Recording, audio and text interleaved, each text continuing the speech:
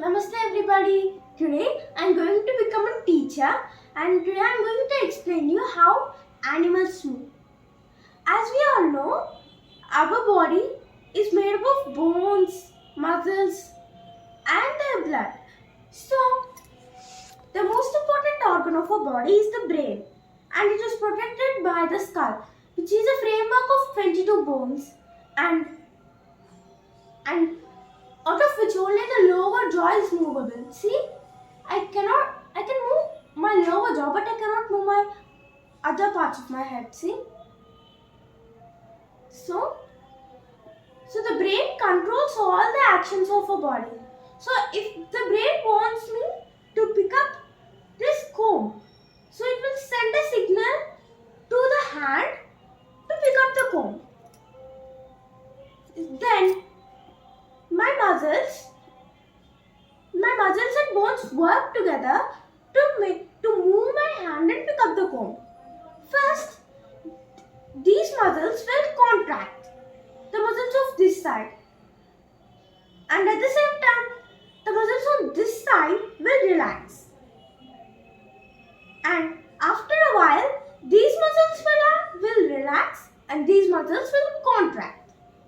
And that makes our hand move and pick up this comb. Okay, all is well. We can move by bones, muscles, but how can other animals move? Some animals don't have bones or muscles or even blood at all. So how can they move?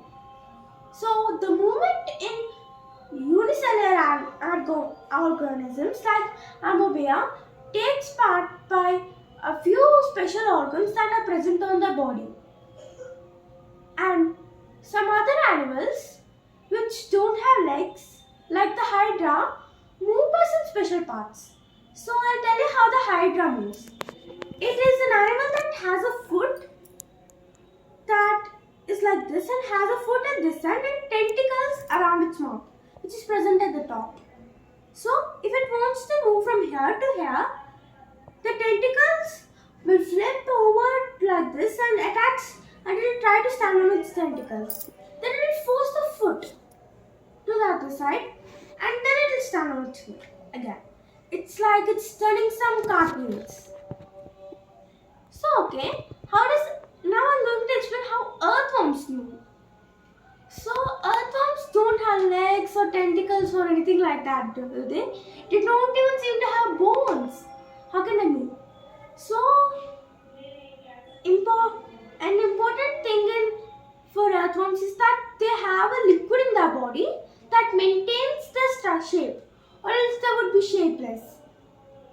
So, because the skeleton is maintained by a liquid, it is called a liquid skeleton.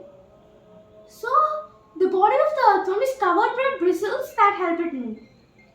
It secretes a white mucus so that it can lubricate the surface and move easily. First, I've explained how we move our body by the contraction and relaxation of our muscles, didn't I?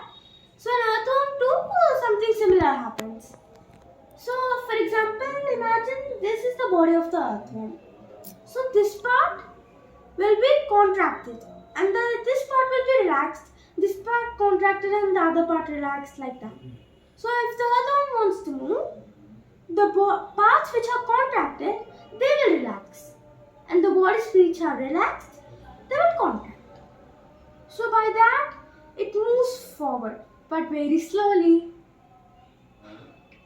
And now we learned how earthworms move. Let's learn how snails move.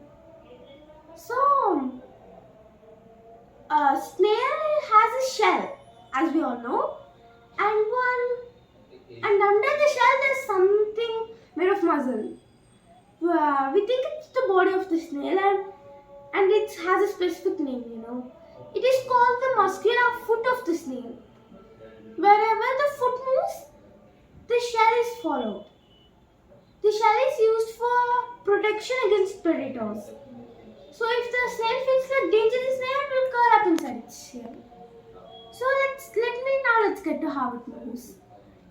So like earthworm, it creates a mucus that lubricates it hits the surface and it sees with its tentacles.